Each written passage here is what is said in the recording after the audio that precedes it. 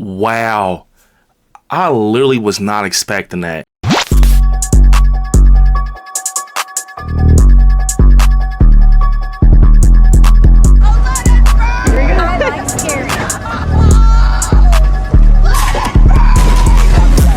So I just got back in from seeing Ryan Coogler's Sinners, and we got to talk about it and review it, man. We're going to start off spoiler free, and then we're going to end off with spoilers. Before we get into it, definitely smash the like button because it definitely helps. So to get out a rundown with Sinners. So Sinners is about two twin brothers trying to leave their troubled lives behind to return to their hometown to start again, only to discover that an even greater evil is waiting to welcome them back. This is coming from the same writer and director who gave us Black Panther and Creed. So to get into this, I just want to start by saying elite acting from one of my favorite actors, Michael B. Jordan, man. He plays two twin brothers. They're definitely the opposite, so it makes it even harder for him to do that. So that was elite. We got Haley Steinfeld in this, and just pushing forward this. So basically, to make a long story short, the twin brothers, Smoke and Stack, return back to their hometown in Mississippi, and they buy like this juke joint. It's called Club Juke, just to give something back to their people and just have some fun and rock out and everything. So the whole time we're watching the movie, we see them kind of rallying up people from their past old friends, like, hey, we back in town, we finna have a good time, we open up this juke joint. So they just trying to, you know, reach out to their connections and bring people together because they need a little help to bring it together. We know from the trailer what this movie is about. We know eventually some darkness is going to come, something sinister, something evil. And they have a little cousin named Sammy. So his nickname was Preacher Boy Sammy. Obviously, it's a lot of religion involved in this. It's a lot of things that involves just music and jazz. So pushing forward, they kind of take him under their wing to help them out, obviously, because he does music and they're opening up a juke joint. But it's all about just seeing things build up and leading to that moment where we know it's going to actually happen. And I love the visuals in this, man. This takes place in the 1930s. Everything felt like the 1930s. I think that Ryan Coogler, man, I saw this video of him kind of explaining while watching the IMAX and everything like that, just kind of breaking it down, you know, the details and the pieces he brought to this visually, and just the sound, the score, amazing. Like that old New Orleans, like jazz type of music. It really brought this film to life. And then he did a lot of cool things in this where sometimes he'll switch the jazz music up to like a sinister type of melody that really just made the scenes a little bit more eerie. Once again, a lot of action in this, and they do this a little different because when we're usually watching horror films, we don't see too much drama. This is very like drama driven, if that makes sense, but it brings the story together. It was a lot of times when I was watching it, I got emotional. I really got emotional. I got invested in Smoke and Stack immediately. And like I said, you'll think because Michael B. Jordan is playing two different roles, you can actually kind of see that he's doing two different. No, you can't even tell. It's like two different people, man. It's actually scary how good he did these roles. I love the little cousin Sammy. He felt like a relatable character. You know, he was younger and everything. And just like I said, the anticipation in the theaters was just out of this world, just waiting for that moment because you know it's coming if you saw the trailer. A lot of times when you're watching this, you're just kind of piecing things together from their past, being Smoke and Stack, where they're coming from, what they went through to get to where they're at. And I loved how they actually gave us a lot of these scenes that put us in these spots and positions to connect the dots with their past and what they're trying to do and what happened. And once again, Haley Steinfeld, amazing. She played a character named Mary. And the vampires, oh my God, man. Look, this is coming from a guy who loves the Lost Boys. These vampires are actually scary. One minute they're giving you vampire vibes, next minute it's giving you like The Exorcist / The Conjuring, demons. Like, it's crazy. And just the whole quote with this movie, dance with the devil, is literally what this movie is kind of trying to tell us, like what's going on about just dancing with the devil and what's out there. And music plays a big part in this. They didn't kind of put that too much in the trailer, but it's not bad. The music makes everything more fluid. It makes everything just kind of connect story-wise, because back in the day, once again, this takes place in the 1930s. you know, all they had was music. This kind of took place around the Jim Crow and segregation days. So, of course, you see, you know, blacks and whites going against each other and things like that. But it just makes the story feel so authentic. It feels so authentic. It feels so real. And it's been a while since I had a great time in a theater with a movie, and Sinners did that for me, because I was just talking about this.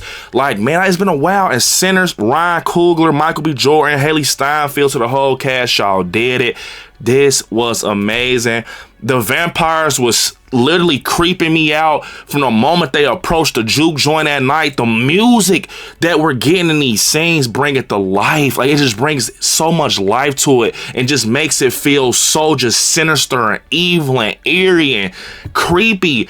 And it's this part that really got me kind of just like emotional, not in like a tear-dropping way, but just made me feel so bad for the twin brothers, man. And you guys are going to see this like towards the middle of the movie, and everything that happens from like these characters is going to hit hard for you, because like I said, they do a great job at putting you in positions to understand people's story without even saying too much. It's kind of like they're leaving it up to us, the audience, to connect the dots with Smoke and Stack, Preacher Boy Sammy, and it just was so good. Like, it's a shot where they're actually driving through like cotton fields, bro. That's actually crazy. Like, it just felt like they time travel, and they do a lot of things in this film where they kind of jump time and everything like that. And from the moment the movie kicks up, it shows you that they're trying to do like some time transitions and things like that. But these time transitions are needed to get the story in a good spot for us to understand.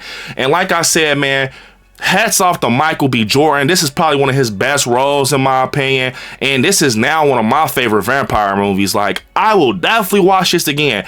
Yeah, it clocks in at 2 hours, but it does not feel like it, because you're on a whole ride this whole time with this movie. The deaths, everything felt real, from the sound design when people are getting chewed on and all just the bones, the flesh. It sounds so crazy. And just the blood, the effects, everything, man. Like I said, the choice of music brought this to life, and it just felt like evil. This takes place in Mississippi. It kind of just made me feel like this actually happened before in real life. That's how good the writing was. So yeah, you all, I'm about to get into spoilers. If you haven't seen Sinners, please, I never say this, please go check out Sinners by Ryan Coogler, man. I could tell you put a lot of effort, a lot of passion, and a lot of work into this film, and it's a beautiful film, bro. I will always remember this movie, bro. It's a vampire flick that's incorporating history, drama, action, and it's a thriller with great music.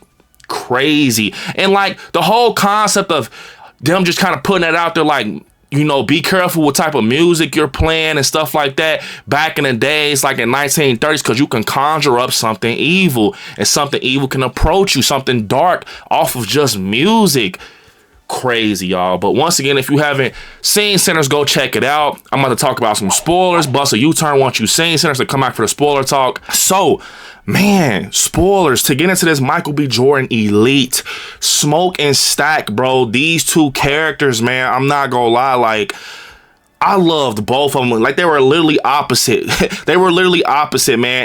And just pushing forward, Haley Steinfeld played the hell out of her role as Mary, kind of pushing up on Stack and saying she missed him and everything. Knowing that, you know, we're about to get that point, because we seen it in the trailer when she said, "I'm going to kill all of you," or whatever she said. "We're going to kill all of you." Like, the vampires, when they're outside just dancing in a circle, it's so sinister. It's so eerie. I don't even know what to call it. They're like dancing in a circle, they're chanting this song, and from the moment we get the three vampires that approach the club, and it kind of plays a factor in that OG just rule of vampires, like, you can't let them in.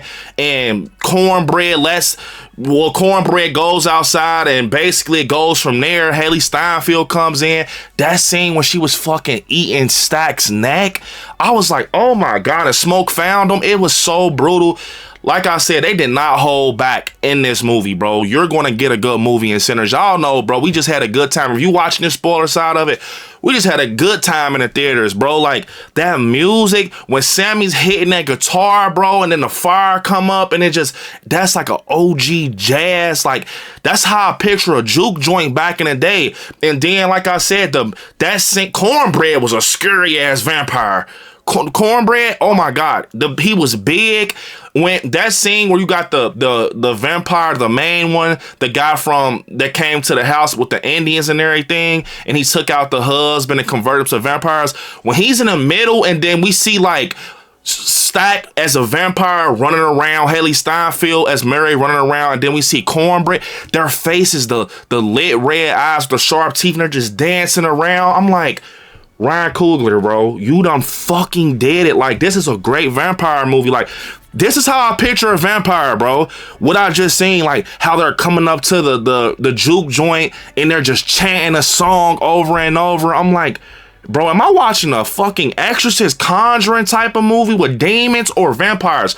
Like, these vampires legit felt like demons, bro. They didn't just feel like, I'm a vampire, my teeth grows into fangs and I suck blood. No, they felt part vampire, part demon, bro. Like, I'm like, this shit is actually, my mouth was to the floor, bro. Like, a lot of times the visuals, oh my God. Like, that ending so good.